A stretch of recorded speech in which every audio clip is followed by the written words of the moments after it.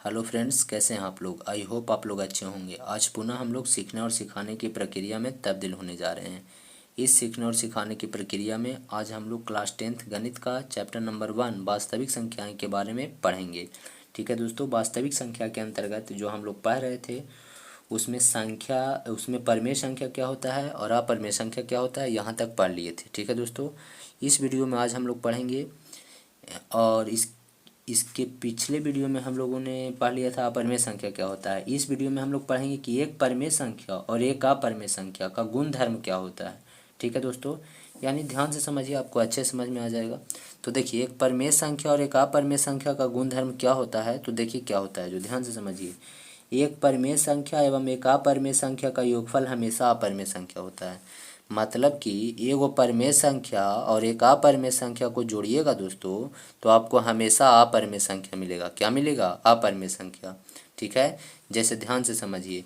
परिमेय संख्या के रूप में आप एक ले लीजिए दोस्तों, मान लेते हैं पहला परिमेय संख्या। पहला परिमेय संख्या हम मान लेते हैं दोस्तों कि आपका है कितना, कोई परिमेय संख्या एक मान लीजिए, तो 5 मान लेते हैं। क्या मान लेते हैं दोस्तों? 5। ठीक है, और एक दूसरा क्या मान लीजिए, पहला परिमेय संख्या हो गया, दूसरा अपरिमेय संख्या मान लीजिए दोस्तों।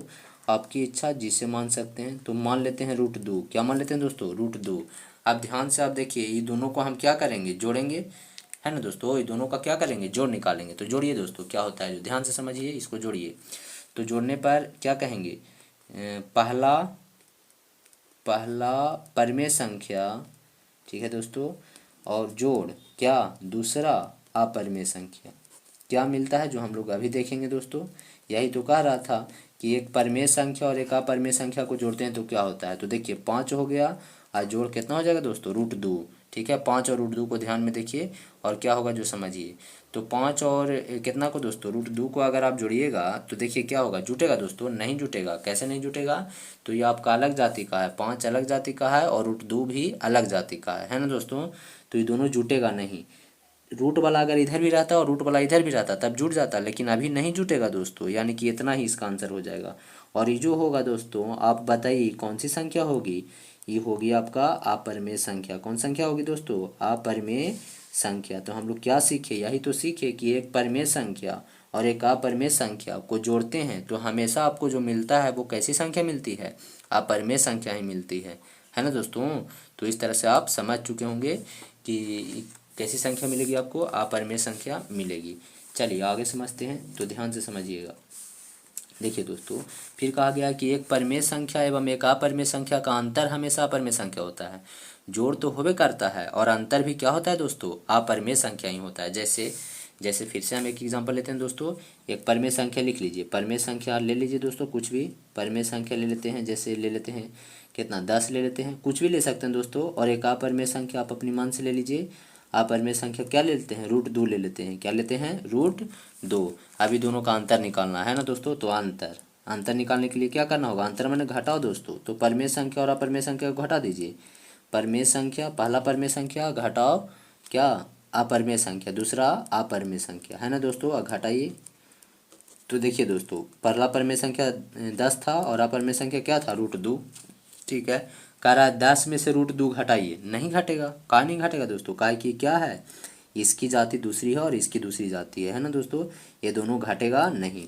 अगर यही रहता ऐसे दोस्तों, 10 √2 रहता और घटाओ क्या रहता, √2 रहता, तो आसानी से घट जाता। कह रहा है कि 10 √2 में से एगो √2 घटाइए ना, कुछ नहीं है तो एक होता है, तो कितना हो जाएगा, 9√2। लेकिन यहाँ पर सिर्फ 10 है दोस्तों, इधर रूट वाला नहीं है और इधर रूट वाला है। जब तक दोनों एक नहीं होंगे तब तक घटेंगे नहीं। ठीक है दोस्तों, इधर आम रहेगा, इस साइड आम है, जैसे 6 आम है, घटाओ कितना है दोस्तों, 3 आम है। 6 आम घटाओ 3 आम, तो आंसर कितना हो जाएगा दोस्तों, 3 आम होगा। लेकिन अगर यही रहे दोस्तों, 6 आम घटाओ 3 आलू, 6 आम घटाओ कुछ ही दोस्तों, 3 आलू, तो बताइए घटेगा, नहीं घटेगा। इतना ही आंसर हो जाएगा, यही इसका आंसर हो जाएगा। आगे इसका मान ही नहीं निकलेगा। काहे कि इधर आम है और इधर क्या है दोस्तों, आलू है। एक जैसा नहीं है, इधर आम रहता और इधर भी आम रहता तो घट जाता, इधर आलू रहता और इधर भी आलू रहता तो घट जाता। लेकिन नहीं है दोस्तों। उसी तरह से देखिए, इधर रूट वाला नहीं है और इधर रूट वाला है, तो बिना रूट वाला कैसे घटेगा दोस्तों।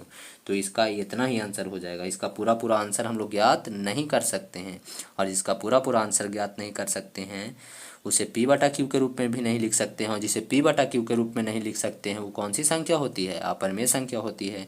यानी 10 घटाओ रूट 2 जो होगा दोस्तों वो एक अपरिमेय संख्या होगा। और इस चीज़ से हम यही सीखे कि एक परिमेय संख्या और एक अपरिमेय संख्या का अंतर जो होता है वो हमेशा क्या मिलता है, अपरिमेय संख्या मिलता है। क्या मिलता है दोस्तों, अपरिमेय संख्या। बहुत इंपॉर्टेंट चीज़ है दोस्तों, बहुत महत्वपूर्ण चीज़ है। इसको आप पढ़िए, ध्यान से इसको समझिएगा, तब जो आपका पहला चैप्टर है वो आपको अच्छे से समझ में आएगा। ठीक है, तो चलिए आगे समझते हैं। अगला है कि एक परिमेय संख्या एवं एक अपरिमेय संख्या का गुणनफल हमेशा अपरिमेय संख्या होता है।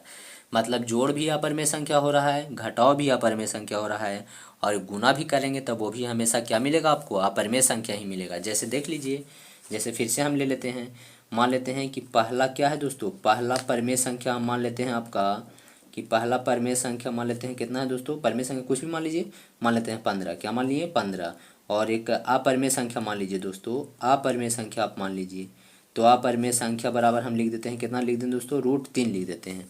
और इसका गुणनफल ज्ञात कीजिए, गुणनफल। ठीक है दोस्तों, तब गुणनफल में क्या होगा, परिमेय संख्या गुना अपरिमेय संख्या, यही ना करना है, तो गुना कीजिए, परिमेय संख्या गुना क्या दोस्तों, अपरिमेय संख्या।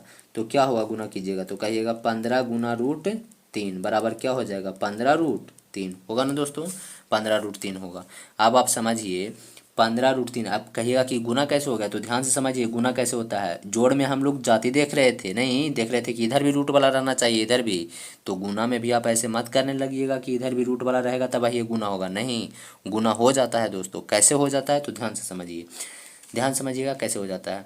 15 गुना क्या है दोस्तों, √3 है, तो इधर इधर क्या है, इसको हम 15 को क्या लिख सकते हैं, 15 को हम ऐसे लिख सकते हैं रोज दोस्तों, ऐसे 15 √1 नहीं, कहे कि √1 का भी वर्गमूल कितना हो जाएगा दोस्तों, 1, तो इसको फिर से आंसर कितना आ जाएगा, 15। 15 इधर कुछ नहीं है तो गुना रहता है, और 1 का वर्गमूल 1 1, मतलब 15 को 15 √1 भी लिख सकते हैं। काहे कि इस तरह से अगर करेंगे तो आंसर 15 ही आएगा, है ना। तो देखिए 15 को 15 √1 समझिए, और इधर इसको क्या कहेंगे, इन्हें कुछ नहीं रहता है दोस्तों तो 1 रहता है, यानी देखिए ध्यान से, √3 जो है इसको हम 1 रूट क्या लिख सकते हैं, 3 लिख सकते हैं, है ना दोस्तों।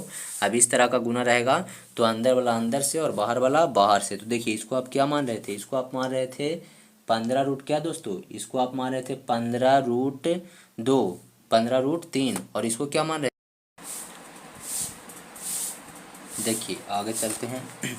तो आगे है, एक परिमेय संख्या एवं एक अपरिमेय संख्या का गुणनफल हमेशा अपरिमेय संख्या होता है। अब चलिए इसको समझते हैं। मान लेते हैं एक परिमेय संख्या आपका है √5, क्या है दोस्तों, √5। और दूसरा मान लेते हैं, सॉरी दोस्तों, पहला परिमेय संख्या हम मान लेते हैं एक परिमेय संख्या बराबर √5, और एक अपरिमेय संख्या मान लेते, सॉरी दोस्तों, √5 परिमेय संख्या नहीं बल्कि 5 मानते हैं।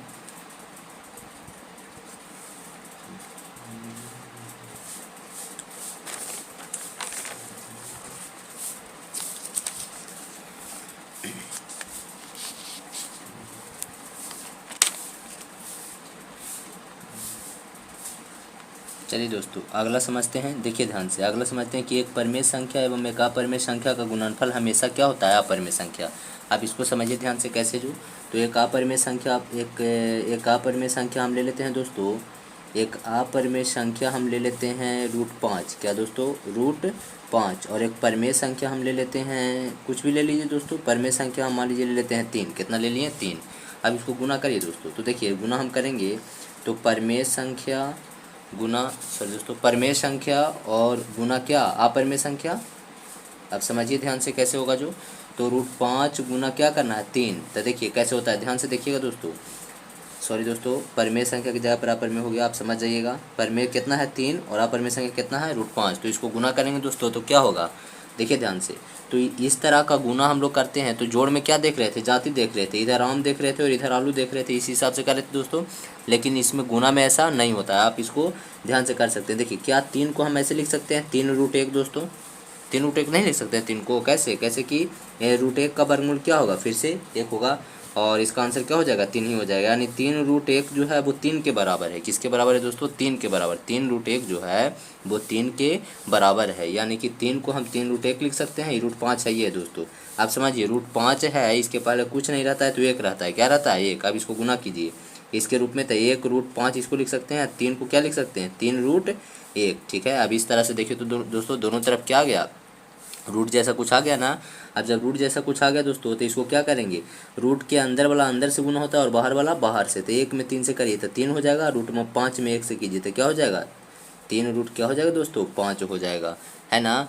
अब देखिए इसको और ज़्यादा और आगे हम हल नहीं कर सकते हैं। √5 का आप निकालिएगा दोस्तों वर्गमूल, तब कुछ दशमलव करके कुछ ऐसे ही आएगा।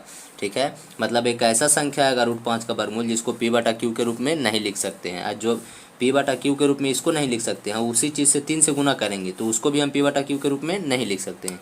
यानी कि पूरा का पूरा संपूर्ण चीज़ को, पूरा के पूरा चीज़ को हम p/q के रूप में नहीं लिख सकते हैं। और जब इसको हम p/q के रूप में नहीं लिख सकते हैं दोस्तों, तो एक परिमेय और एक अपरिमेय संख्या का रूप क्या आ गया, अपरिमेय आया ना, जैसा कि अब अभी हम लोग समझे। ठीक है दोस्तों, तो चलिए आगे समझते हैं। अभी कहा गया है कि एक परिमेय संख्या एवं एक अपरिमेय संख्या का भागफल हमेशा क्या होता है, अपरिमेय संख्या होता है। भागा भी देख लीजिए, जैसे एक परिमेय संख्या हम ले रहे हैं दोस्तों, आपके हिसाब से एक परिमेय संख्या ले लीजिए दोस्तों कोई, तो एक परिमेय संख्या हम 10 ले रहे हैं दोस्तों। ठीक है, और एक अपरिमेय संख्या ले लीजिए दोस्तों। एक अपरिमेय संख्या मान लेते हैं, हम ले लेते हैं दोस्तों √7। क्या ले लेते हैं, √7। और 10 में यदि हम √7 से भागा देंगे दोस्तों, तो मेरा आंसर क्या आ जाएगा, 10 गुना बदलेंगे 1/√7 हो जाएगा। गुना कर दीजिए तो 10 बटा कितना हो जाएगा दोस्तों, √7। अब आप इसको ध्यान से देखिएगा, तो √7 का जब हम वर्गमूल निकालेंगे तो एक ऐसा संख्या आएगा जिसको p/q के रूप में नहीं लिख सकते हैं। इसको p/q के रूप में नहीं लिखेंगे, उसी से हमको 10 से भागा देना है, 10 को उसी से भागा देना है। तो ये पूरा का पूरा जो संपूर्ण संख्या आएगा दोस्तों, इसको भी हम p/q के रूप में नहीं लिख सकते हैं। और बताइए, वैसी संख्या जिसको p/q के रूप में नहीं लिख सकते हैं वो कौन सी संख्या कहलाती है, अपरिमेय संख्या कहलाती है। इस चीज़ से हमको, इतना चीज़ से हमको यह साबित हुआ कि एक परिमेय एवं एक अपरिमेय संख्या का भागफल जो होता है दोस्तों, वो हमेशा आपको क्या मिलता है, अपरिमेय संख्या मिलता है ना दोस्तों। तो उम्मीद करते हैं दोस्तों आप लोग को अच्छे से समझ में आ गया होगा। अगर आप इस चैप्टर का पूरा वीडियो देखना चाहते हैं तो आप प्लेलिस्ट में जा करके देख सकते हैं। ठीक है दोस्तों, तो आज के लिए इतना ही दोस्तों, फिर मिलेंगे हम लोग नए वीडियो के साथ। तब तक के लिए धन्यवाद दोस्तों।